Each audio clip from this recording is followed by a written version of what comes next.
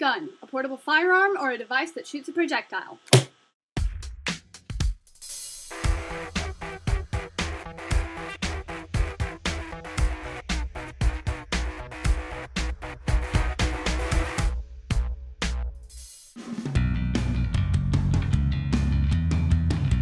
The first thing you need to understand is I had a rather conservative Southern upbringing, but unlike most conservative Southern families, my mother gave me this lecture. If you play with water guns, you'll play with real guns, which made for several sad times in my childhood.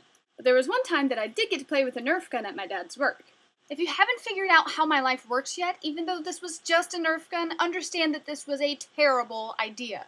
Now, my dad was in the clear, because I didn't get the gun from him, I got it from his graphic designer, Alex. Now, it didn't take long for me to decide that shooting at inanimate objects wasn't nearly as fun as it would be if they were moving. So naturally, I started to shoot at Alex. He turned around to tell me to stop, and I accidentally shot him in the eye. I immediately ran away crying because I felt so terrible, and I still feel terrible, and it haunts me to this day. And I mean, I shot the guy in the eye.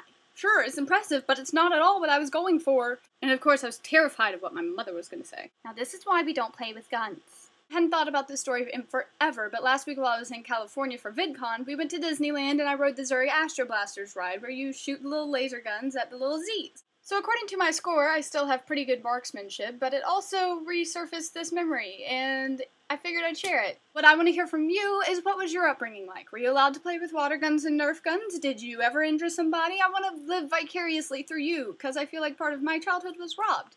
Also, somewhere in the next 2 weeks, I'll be doing 5 days of 5 things, so be sure to catch up and get ready for that.